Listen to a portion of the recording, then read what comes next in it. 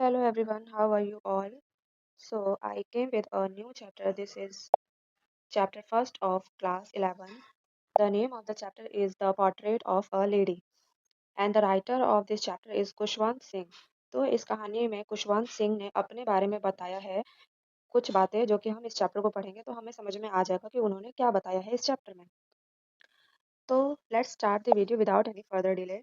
So these are some words which we have to notice and read out and make the meaning from this chapter. So let's read the chapter, then we can understand these lines word meaning. Okay, let's start. My grandmother, like everybody's grandmother, मेरी grandmother भी सबकी grandmother की तरह ही थी, was an old woman, एक बूढ़ी औरत. She had been an old and wrinkled for the 20 years that I had known her. वो जब से मैं उन्हें देख रहा हूँ तब से वो वैसे ही बूढ़ी थी. 20 साल से मैं उन्हें देख रहा हूँ, 20 साल से वो ऐसी ही थी. People said that she had once been young and pretty and have had even had a husband. अब लोग कहते हैं कि एक ज़माने में बहुत खूबसूरत हुआ करती थी वो जब वो बहुत जवान थी एंड उनके हस्बैंड भी थे. But that was hard to believe. पर ये विश्वास करना बहुत मुश्किल है. मतलब जो राइटर हैं वो अपने लिए कहते हैं कि मुझे ये विश्वास करना बहुत मुश्किल हो रहा था कि एक ज़माने में उनके हस्बैंड भी थे और वो बहुत ज़्यादा खूबसूरत भी थी क्योंकि उन्होंने तो जब से देखा है 20 साल से तो ग्रैंडमदर को बूढ़ी ही देखा है. My grandfather's portrait hung above the mantelpiece in the drawing room. मेरे ग्रैंडफादर का फोटो जो है वो हंग मतलब कि टंगा हुआ है above the mantelpiece in the drawing room के मेंटल पीस में, जहाँ पे मेंटल पीस मतलब कि अंगी जलती हुई अंगीठी मतलब आग जलता हुआ फायर, उसके ऊपर एक शेल्फ बना हुआ जिसके ऊपर फोटो टंगी हुई थी. ही वॉर ए बिग टर्बन. उन्होंने एक बिग टर्बन यानी कि अपने सर पे बड़ा सा पगड़ी पहन रखा था एंड लूज फिटेड क्लोथ और लूज फिटिंग कपड़े पहन रखे थे. His long white beard covered the best part of his chest and he looked at least 100 years old. और उनकी बड़ी बड़ी दाढ़ियां जो कि वाइट कलर की थी जिसकी वजह से उनका पूरा चेस्ट एरिया कवर्ड हो रहा था और वो ऐसे दिख रहे थे जैसे कि वो 100 साल से ऊपर गए हों. He did not look a sort of person who would have a wife और चिल्ड्रन. मतलब कि उन्हें देख के ऐसा नहीं लग रहा था कि उनके पास एक वाइफ हो और एक ही बच्चे हो. उन्हें देख के ऐसा लग रहा था जैसे उनके पास बहुत सारे बच्चे हों, बहुत सारे नाती पोते हों. He looked as if he could only have a lots and lots of grandchildren. उन्हें देख के ऐसा लग रहा था जैसे कि उनके lots and lots यानी बहुत सारे grandchilds हों. He looked as if he could only have lots and lots. Oh, sorry. As of my grandmother's being young and pretty. The thought was almost revolting. और ये सोचना कि मेरी माँ एक ज़माने में बहुत ही खूबसूरत थी, ये सोच भी मेरे लिए बहुत ज़्यादा रिवॉल्टिंग है. रिवॉल्ट मतलब होता है असहनीय. यानी कि ये विचार भी उनके लिए असहनीय था. मतलब वो सह नहीं सकते थे कि ऐसा कैसे हो सकता है. ठीक है, उन्हें मतलब बिलीव नहीं होता. बस इतनी सी बात है. She often told us of the games she used to play as a child. मतलब कि वो हमेशा अक्सर ऑफन मतलब अक्सर वो हमें एक गेम बताया करती थी जो कि हमेशा खिलवाती थी हमसे. That seemed quite absurd. Absurd अजीब. तो मतलब कि वो एक अजीब सा गेम खिलाती थी हमें एंड अनडिग्निफाइड और मतलब जिसकी कोई गरिमा ना हो वैसा एक गेम था on her part and we treated it like the fables of the prophet she use to tell us. ऐसा लगता था जैसे कि भगवान जो है वो खुद से आकर के हमें मतलब वो सुनने में ऐसा लगता है जैसे भगवान खुद से आकर के हमें वो बता रहे हो. She had always she had always been short and fat and slightly bent. और वो हमेशा से कैसी थी? शॉर्ट थी, छोटी सी थी, फैटी थी, मोटी सी थी और स्लाइटली बेंट और थोड़ी सी झुकी हुई थी. Her face was a criss cross of wrinkle running from everywhere to everywhere. और उनका जो फेस था वो झुर्रियों भरा हुआ फेस था और लाइंस थी उनके फेस पे और वो लाइंस इधर से उधर जा रही थी जैसे बूढ़े हो जाते हैं ना वैसे लोग. तो वैसे उनके फेस पे भी था. No we were certain she had always been as we had. She मतलब कहने का मतलब है नॉन हर मतलब वो हमेशा से वैसी थी जैसा हम उन्हें जानते हैं. ओल्ड मतलब कि बूढ़ी. सो टेरिबल बहुत डरावनी. Old that she could not have grown older. पर मतलब वो बूढ़ी पैदा नहीं हुई थी and had stayed at the same age for 20 years. But वो 20 years से बिल्कुल सेम टू सेम थी. ना तो बूढ़ी हो रही थी ना तो जवान हो रही थी, वैसी की वैसी ही थी. She could never have been pretty. और वो कभी मतलब कि प्रीटी नहीं थी but she was always beautiful. पर वो हमेशा से ब्यूटीफुल थी. अब आप सोच रहे हो प्रीटी नहीं थी तो ब्यूटीफुल कैसे थी?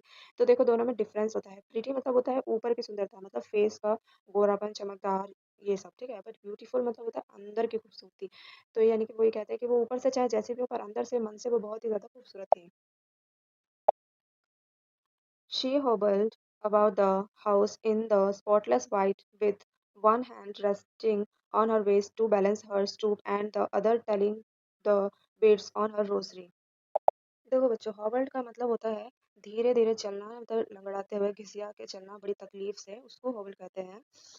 तो क्या करती थी वो कि वो चलती थी थोड़ा सा घिसिया के, एंड उनका जो हाथ होता था वो अपने कमर पे रखती थी अपना बैलेंस बनाने के लिए, एंड एक हाथ में उनके वो माला जपने वाला जो माला होता है वो रहता था, और वो बड़बड़ बड़बड़ करती रहती थी, ठीक है।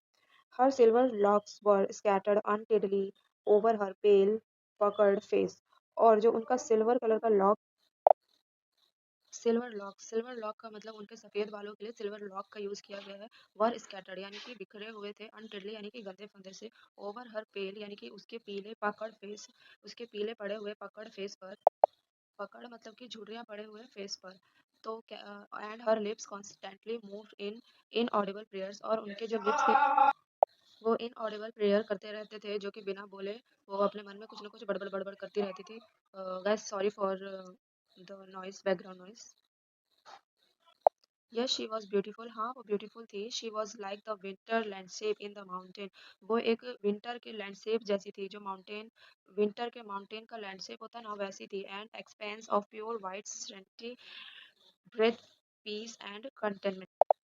N expanse of pure white serenity मतलब होता है चारों तरफ शांति और सफेदी, breathing piece and containment.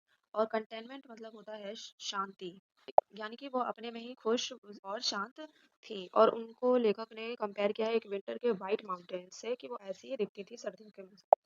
My grand mother and I were good friend, मैं और मेरी ग्रैंड मदर एक अच्छे दोस्त थे। My parents left me with her when they went to live in the city and we were constantly together, मेरे mummy papa जब city चले गए थे उन्होंने मुझे मेरी दादी के पास ही छोड़ दिया था, और कॉन्स्टेंटली मतलब लगातार हम दोनों टुगेदर ही रह रहे थे, साथ में रह रहे थे। She use to wake me up in the morning, वो मुझे रोज सुबह उठाती थी, and get me ready for school, और स्कूल के लिए तैयार करती थी। शी said her morning prayer in a monotonous sing song while she bathed and dressed me in the hope that I would listen and get know it by heart। और वो क्या करती थी, मुझे उठाने से नहलाने से खिलाने पिलाने तक का जो भी कार्यक्रम होता था उस बीच में वो एक मोनोटोनस प्रेयर करती रहती थी। मोनोटोनस प्रेयर का मतलब होता है कि एक ही चीज को बार बार कहते रहना, जैसे कि हे राम हे राम हे राम, एक ही टोन में लगातार उसी चीज को कहते रहना। और वो ऐसा इसलिए करती थी ताकि मैं उसको दिल से सुनूं और उसे समझने की कोशिश करूं और उसे लर्न कर सकूं, मैं समझ सकूं ये चीजों को, ठीक है। I listen because I love her voice, मैं सुनता था क्योंकि मुझे उनकी आवाज़ पसंद थी, but never bother to learn it, और ऐसा भी नहीं है कि उसे याद करने के लिए कभी मैं परेशान हुआ हूँ। Then she would fetch my wooden slate which she had already washed and plastered with yellow chalk, a tiny earthen inkpot and a red pen, tie them all in a bundle and hand it to me। फिर कहते हैं कि fetch, देखो fetch मतलब होता है लेकर के आना, कोई भी सामान लेके आना, जैसे फैच चपाती या फैच स्लेट, तो यहाँ पे स्लेट के लिए फैच का यूज हुआ है कि वो लेकर के आती है क्या, वुडन स्लेट, लकड़ी का स्लेट लेकर के आती है, और क्या कहते हैं, और येलो येलो कलर का चौक लेकर के आती है, और एक अर्थन इंक पॉट लेके आती है, रेड कलर का पेन लेके आती है, और उन सबको टाई करती है, बांध देती है एक बंडल में, एंड उन्हें के हाथ में दे देती है। After a breakfast of thick, फिर ब्रेकफास्ट करने के बाद slate chapati with a little butter and sugar spread on it, we went to school. और फिर वो क्या करते हैं कि चपाती लेते हैं, उस पर बटर लगा करके शुगर स्प्रेड करके उसको ले लेते हैं और स्कूल के लिए निकल पड़ते हैं। She carried several slate chapatis with her for the village dogs, और वो कुछ चपातियाँ क्या कहते हैं अपने उनके लिए भी लेती, विलेज के डॉग्स के लिए भी लेती थी, क्योंकि वो कुत्तों को भी खाना खिलाती थी। My grandmother always went to school with me because the school was attached to the temple। मेरी grandmother हमेशा मेरे साथ स्कूल जाती थी क्योंकि जो स्कूल था वो बिल्कुल टेम्पल से अटैच था, तो वो साथ में ही जाती थी। The priest taught us the alphabet and the morning prayers। जो priest होते थे वो अल्फाबेट सिखाते थे और मॉर्निंग प्रेयर सिखाते थे। While the children sat in rows on either side of the veranda singing the alphabet or the prayer in the chorus। और जो children होते थे वो क्या करते थे, रो में बैठते थे, मतलब एक लाइन में बैठते थे, और क्या कहते हैं, और क्या कहते हैं सिंगिंग करते थे, अल्फाबेट्स को बोलते थे और प्रेयर को गाते थे एक कोरस में, मतलब एक ही सुर में प्रेयर को गाते थे। My grandmother sat inside me, और मेरी ग्रैंडमदर भी मेरे साथ थी, एक साइड में बैठी रहती थी। द स्क्रिप्चर पढ़ रही थी व्हेन वी बोथ फिनिश्ड, और जब हम दोनों ही अपना अपना काम फिनिश कर लेते, जैसे कि मैंने अपना स्कूल फिनिश कर लिया और उन्होंने अपना स्क्रिप्चर फिनिश कर लिया टेम्पल में, शी वुड वॉक बैक, और फिर हम दोनों साथ में आ जाते थे। This time the village dog would meet us at the temple door, और इसी समय पे हमें जो कुत्ते होते थे वो टेम्पल के डोर पे मिल जाते थे, they follow us to our home, growling and fighting with each other for the chapati we throw to them. और फिर वो लोग आपस में थोड़ी सी फाइटिंग करते थे इसको खाने के लिए। ग्रोलिंग मतलब कि जो कुत्तों की गुर्राहट होती है उसको ग्रोलिंग कहा जाता है। When my parents were comfortably settled in the city, फिर जब मेरे माता पिता comfortably सिटी में सेटल हो गए, they sent for us, that was a turning point. फिर हमारे पास एक टर्निंग पॉइंट आया जहाँ से हमारा फ्रेंडशिप का रिलेशन चेंज हुआ। इन आवर फ्रेंडशिप मतलब हमारे फ्रेंडशिप एक टर्निंग पॉइंट आया। Although we share the same room, हम दोनों हालांकि एक ही रूम शेयर करते थे। My grand mother no longer came to school with me, अब मेरी दादी माँ जो है वो अब मेरे साथ स्कूल नहीं आती थी। I used to go to an English school in motor bus, अब मैं एक इंग्लिश स्कूल जाता था मोटर बस में। There were no dogs in the street, वहाँ पे कोई डॉग नहीं थे गलियों में। She took to feed sparrows, अब वो स्पैरो को खिलाना खाना खिलाती थी। इन द कटियाड़ ऑफ आवर विलेज, के कटियाड़ में। As the years rolled by, we saw less of the each other. और जैसे जैसे समय बीतता जा रहा था हम दोनों एक दूसरे को बहुत कम देखा करते थे। For some time she continued to walk me up and get me ready for school. और अब क्या कहते हैं मतलब कि अब ऐसा हो गया कि और फिर समय बीता गया, वो मुझे तैयार करके स्कूल भेजती थी। When I came back, जब मैं वापस आता था, she would ask me, वो मुझसे पूछती थी, what teacher had taught me, उन्होंने मुझे क्या पढ़ाया। I would tell her English words, मैं उन्हें बताता था कि English words पढ़ाए, and little things of Western science, और कुछ Western science पढ़ाया, and learning the law of gravity, और gravity of law पढ़ाया, Archimedes principle पढ़ाया, the word being round पढ़ाया, etc, यही सब पढ़ाया। This made her unhappy, तो ये सब उन्हें बिल्कुल निराश कर देता था। She could not help me with my lesson, क्योंकि ये सब बहुत ही अजीब थिंग्स थे जो उन्होंने कभी नहीं पढ़ा था, तो वो मेरी हेल्प नहीं कर पाती थी क्योंकि ये सब इंग्लिश में था। She don't believe in things they taught at in English school, ये इन सब चीज़ों में वो विश्वास नहीं करती थी कि ये सब इंग्लिश स्कूल में क्या पढ़ाया जा रहा है। उन्हें लगता था गीता पढ़ाओ, भागवत पढ़ाओ, बच्चों को भगवान के बारे में पढ़ाओ, ये सब चीज़ें पढ़ाओ, ये सब क्या पढ़ा रहे हो, ये सब तो कुछ भी नहीं है। Was distressed that there was no teaching about the god, वो बहुत परेशान थी कि यहाँ पे भगवान के बारे में पढ़ाने के लिए कुछ भी नहीं है। The scripture and the scripture के पढ़ाने वाले में कुछ भी नहीं है। One day I announce that we were being given music lesson, एक दिन आई अनाउंस मैंने अनाउंस किया दैट वी वर, कि मैंने बताया उनको कि हम म्यूजिक लेसन लेने वाले हैं। She was very disturbed, वो बहुत ज़्यादा डिस्टर्ब हो गई। To her music had lewd association, she was the monopoly of harlots and beggar and not meet for gentlefolk, उनका कहना था कि ये तो बेकार की चीज़ें हैं, ये हम जैसे लोगों के लिए नहीं होते, ये हार्लोट पीपल के लिए होता है, बेगर्स के लिए यानी कि ये वेश्याओं के लिए होता है, भिखारियों के लिए होता है, हम जैसे जेंटल पीपल्स के लिए नहीं होता है। She said nothing but she silence meet disapproval, उन्होंने कुछ कहा तो नहीं बट उनका साइलेंस रहना ये उनका डिसअप्रूवल था। She rarely talk to me after that, अब उसके बाद वो मुझसे बहुत कम ही बातें किया करती थी। When I went up to university, जब मैं यूनिवर्सिटी जा रहा था, I was giving a room of my own, तो अब वो पर्सनल रूम में रहते थे। The common link of friendship was snapped, अब एक कॉमन लिंक जो था हमारे फ्रेंडशिप का कि एक रूम शेयर करना, वो भी अब खत्म हो गया। My grandmother accepted her seclusion with resignation, अब मेरी जो ग्रैंड मदर थी उन्होंने इस चीज़ को एक्सेप्ट कर लिया बिना कुछ कहे। Accept her seclusion with resignation का मतलब होता है अकेलेपन को मजबूरी में स्वीकार कर लेना। She rarely left her spinning wheel to talk to anyone, वो क्या करती थी, वो किसी से ज़्यादा बातें बातें नहीं करती थी, अपने व्हील को चलाती रहती थी, चरखा चलाती रहती थी। From sunrise to sunset she sat by her wheel spinning and reciting prayer, और वो सिर्फ यही दिन सुबह सूरज उगने से लेकर के सूरज ढलने तक यही काम करती थी। Only in the afternoon she relaxed for a while to feed the sparrow, सिर्फ दोपहर में ही वो रिलैक्स करती थी और क्या करती थी, और स्पैरो को फीड कराती थी। while she sat in the veranda breaking the breakdown into little bits, hundred of little birds collected round her, creating a veritable bedlam of chirping, और वो क्या करती थी, हंड्रेड्स ऑफ बर्ड्स को वो रोटियां दिया करती थी खाने के लिए। एंड कलेक्टेड दम, और क्या करती थी, ये जो वर्ड लिखा हुआ है ए वर्टेबल बेडलम, ए वर्टेबल बेडलम चिरपिंग, इसका मतलब होता है कि चिड़ियों के बहुत तेज भरी शोर या चहचहाहट। ठीक है। Some came and perched on her leg, others on her shoulder, some even sat on her head, she smiled, और कुछ जो थे वो उनके पैरों पे आकर के पर्च करते मतलब चू चू चू चू करते थे, कुछ उनके शोल्डर पे बैठ जाते थे, कुछ उनके हेड पे बैठ जाते थे, और वो क्या करती थी, स्माइल करती थी। But never shoe them, but कभी भी उन्हें भगाती नहीं थी, जैसे शू करना यानी कि हट हट वो चीज़ नहीं करती थी। It use to be the happiest half hour of the day of her, और ये उनके जो पूरे दिन होता था उसका बहुत ही खुशी नुमा समय होता था। When I decided to go abroad for the future study, जब मैंने डिसाइड किया कि मैं फ्यूचर स्टडी के लिए अब्रॉड जाऊंगा, I was sure my grandmother would be upset. तो मुझे बिल्कुल ये था मन में कि मेरी ग्रैंड मदर जो है वो बहुत ही अपसेट होंगी। I would be always for few years and at her age one could never tell.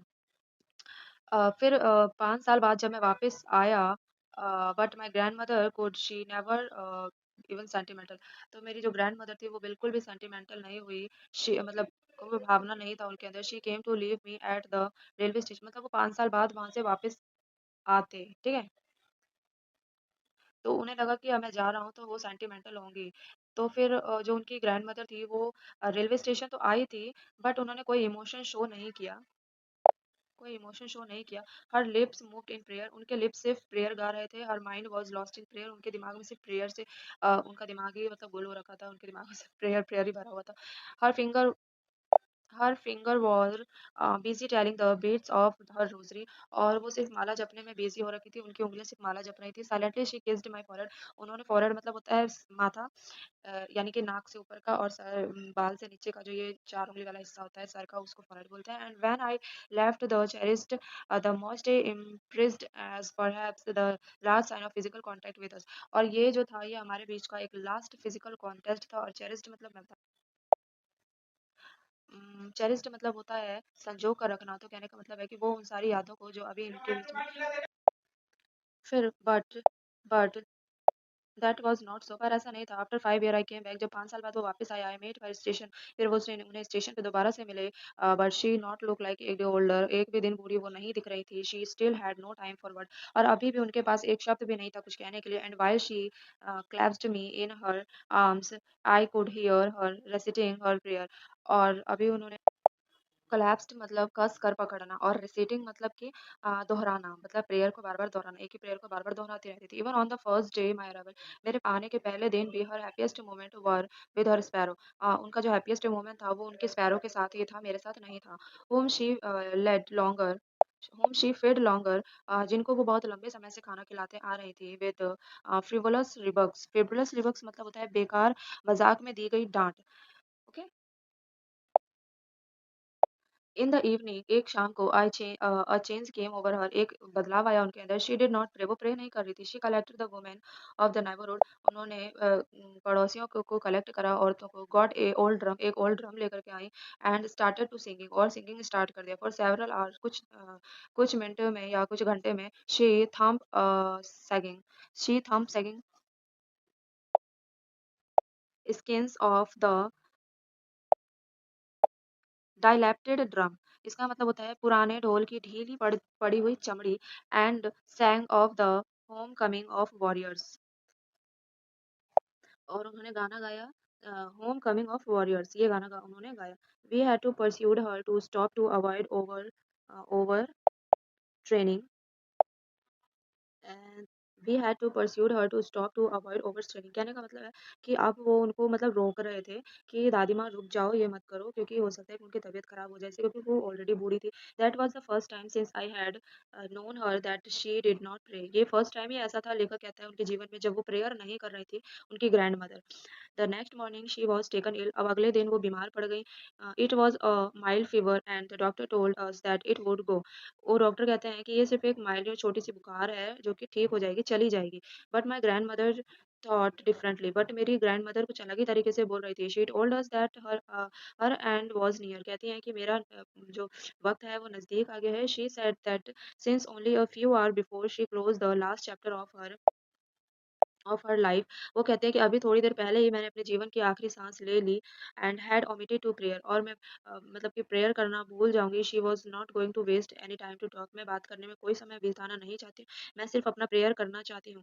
We protested but she ignored our protest, हमने उनसे मतलब बोला, रिक्वेस्ट करी, प्रोटेस्ट किया, बट उन्होंने हमारे प्रोटेस्ट को इग्नोर कर दिया। शी ले peacefully in bed praying and telling her bits, और वो फिर से बेड पे लेटे लेटे प्रेयर करना शुरू कर दिया उन्होंने।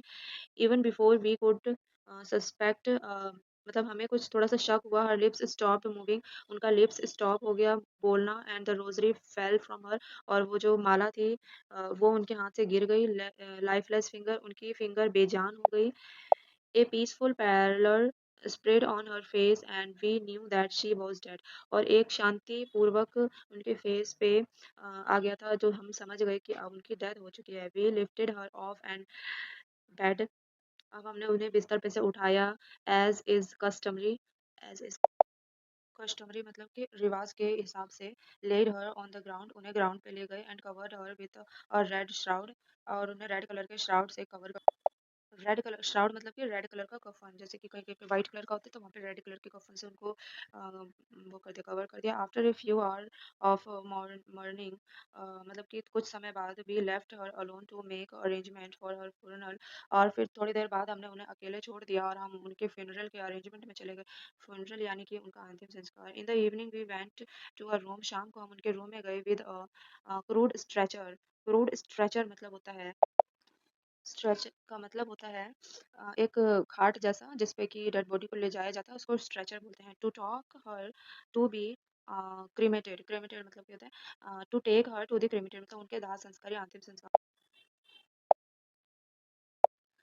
The sun was setting and her lit her to room and veranda with a blaze of golden light।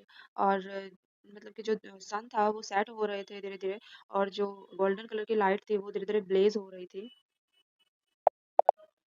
सन ढल रहा था, लेकिन जो क्या कहते हैं सन का जो मतलब कि लाइट था वो पूरे वरांडा पे एक गोल्डन कलर का रोशनी किए हुए था। We stopped right up to sorry we stopped half way in the courtyard, हम आंगन के आधे में ही, all over the veranda in her room, right up to where she lay dead and stiff wrapped in the red shroud, thousands of sparrows sat scattered on the floor। मतलब हमने क्या देखा, हम आधे में इसलिए रुक गए क्योंकि हमने देखा कि वरांडा से लेकर के रूम तक सीधे एकदम इतने सारे क्या कहते हैं स्पैरोज थे, चिरपिंग कर रहे थे, मतलब चहचहा रहे थे, जहाँ पे उनकी लाश पड़ी हुई थी वहां पर देयर वाज नो चिरपिंग, मतलब सॉरी मतलब चिरपिंग नहीं कर रहे थे, पर बहुत सारे थाउजेंड ऑफ स्पैरोज वहां पे आकर के रुके हुए थे, पर वो चहचहा नहीं रहे थे आज। We felt sorry for the birds and my mother fetch some breads to them. और हमें उनके लिए बहुत ही दुख महसूस हो रहा था। मेरी माँ ने कुछ ब्रेड्स उनको ला करके दिए, मतलब रोटियां दी। She broke it into little crumbs, उन्होंने उसको छोटे छोटे टुकड़ों में तोड़ दिए, the way my grand mother used to, जैसे मेरी ग्रैंड मदर दिया करती थी, एंड थ्रो देम, और उन्हें दे दिया। The sparrow took no notice of the bread, sparrow ने एक बार भी उत्तर देखा भी नहीं रोटी की तरफ। When we carried my grandmother's crops, जब हम उनके शव को ले जा रहे थे, क्रॉप्स मतलब कि शव, दे फ्लू अवे क्वाइटली, और वो भी उड़ते उड़ते शांति से हमारे पीछे आ रहे थे। The next morning the sweeper swept the bread crumbs into the dustbin, और अगली सुबह जो झाड़ू लगाने के लिए आते हैं उन्होंने उस रोटी को उठा करके डस्टबिन में डाल दिया, मतलब कि उन चिड़िया ने उस रोटी को नहीं खाया। तो थैंक्स स्टूडेंट इस वीडियो को इतना देखने के लिए, पूरी वीडियो को, एंड आई होप कि ये वीडियो आपको हेल्प करेगी इस चैप्टर को समझने में। काफ़ी अच्छा चैप्टर था, इसमें ये बताया गया था कि मतलब एक जो राइटर थे उन्होंने अपनी दादी माँ के बारे में बताया, अपना एक्सपीरियंस शेयर करते हैं अपनी दादी माँ के साथ की, 3 फेजेज़ शेयर करते हैं। जब वो दादी माँ के साथ विलेज में रहते थे, फिर अपने मम्मी-पापा के साथ दादी को लेकर के सिटी में शिफ्ट हो गए, फिर उसके बाद जब वो अब्रॉड पढ़ने के लिए चले गए, उनकी दादी की डेथ हो गई, फिर ये सब एक्सपीरियंस उन्होंने इस चैप्टर में शेयर किया है। एंड एक चीज़ और इस चैप्टर में बताई गई है कि जो एनिमल्स होते हैं उनके साथ अगर हम अच्छे से बिहेव करते हैं तो वो हमें मरते टाइम तक भी बहुत प्यार करते हैं, ये चीज़ इसमें बताया गया है। तो मिलते हैं नेक्स्ट वीडियो में, थैंक्स फॉर वॉचिंग।